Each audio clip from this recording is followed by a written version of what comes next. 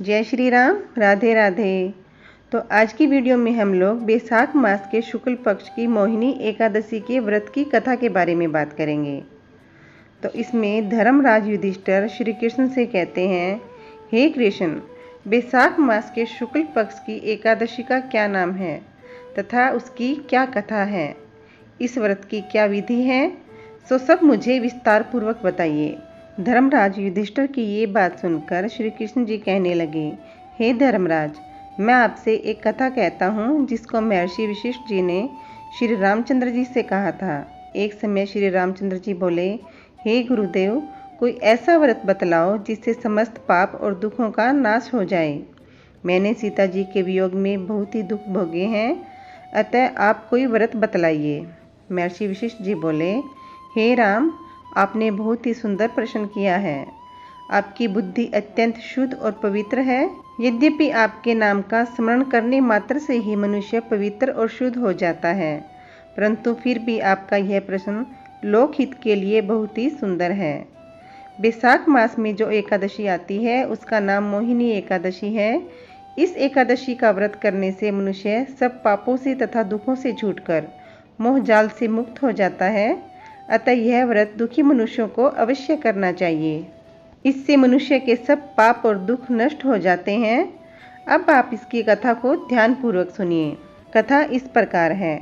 सरस्वती नदी के किनारे भद्रावती नामक एक नगरी थी। वहाँ पर धुतिमान नामक चंद्रवशी राजा राज्य करता था। इसी नगरी में धन धान्य से पूर्ण पुण्यवान धनपाल नामक एक वैश्य भी रहता था। वह अत्यंत धर्मात्मा एवं विष्णु भगत था। उस वैश्य ने नगर के अंदर अनेक भोजनालय, प्याऊ, कुआं, सरोवर, धर्मशाला ये सब बनवा रखे थे और सड़क के ऊपर आम, जामुन, नीम इन सब के वृक्ष भी लगवा रखे थे। उस वैश्य के 5 पुत्र थे। उनके नाम थे सुमना, सुबुद्धि, मेघावी, सुकृति और दृष्ट बुद्धि। इनमें से दृष्ट बुद्धि नाम वाला व्यक्ति 5वां पुत्र महापापी था। वह पितर आदि को नहीं मानता था। वह वेश्या और दुराचारी मनुष्यों की संगति में रहकर जुआ खेलता था तथा पर स्त्रियों के साथ भोग विलास में रहता था। मांस मदिरा का सेवन करता और अनेक कुकर्मों से वह अपने पिता के धन को नष्ट करता था। इन्हीं कारणों से उसके पिता, भाइयों तथा कुटुंब वालों ने उसे घर से निकाल दिया और उसकी निंदा करने लगे। घर से निकाल देने के बाद वह गहने और कपड़े बेचकर अपना निर्वाह करने लगा। जब सारा धन नष्ट हो गया तो वेश्या और उसके दुष्ट साथियों ने भी उसका साथ छोड़ दिया। अब वह भूख व प्यास से अत्यंत दुखी रहने लगा और कोई सहारा न देकर वह चोरी करने लगा। एक बार वह पकड़ा गया, परंतु राज्य के कर्मचारियों ने उसे वेश्या का पुत्र जानकर छोड़ दिया। परंतु जब दूसरी बार पकड़ा गया तो उसे राजा के सामने पेश किया गया। राजा ने उसे कारागार में डाल दिया और बहुत दुख दिए। फिर राजा ने उसे नगरी से निकाल दिया। नगरी से निकाले जाने पर वह वन में चला गया। वन में पशु पक्षियों को मारकर खाने लगा। कुछ समय के बाद में वह बहेलिया बन गया।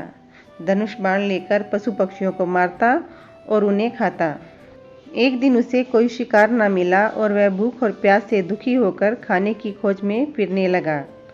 फिरता फिरता वह कौंडिन्य ऋषि के आश्रम में पहुंच गया। जब वो कौंडिन्य ऋषि के आश्रम में पहुंचा तो उस समय बैसाख का महीना था और कौंडिन्य ऋषि गंगा स्नान करके आ रहे थे। उनके भीगे वस्त्र के छींटे पड़ने से उसको कुछ सुबुद्धि प्राप्त हुई और वह मुनि के सामने हाथ जोड़कर कहने लगा, हे मुनिवर, मैंने अपने जीवन में बहुत भारी पाप किए हैं। आप उन पापों से छूटने का कुछ उपाय बताइए। परंतु उपाय साधारण और बिना धन का होना चाहिए। उसके दीन वचन सुनकर ऋषि कहने लगे, ध्यान देकर सुनो। तुम बैसाख मास के शुक्ल पक्ष की एकादशी का व्रत करो। इस एकादशी का नाम मोहिनी एकादशी है और इससे तेरे समस्त पाप नष्ट हो जाएंगे।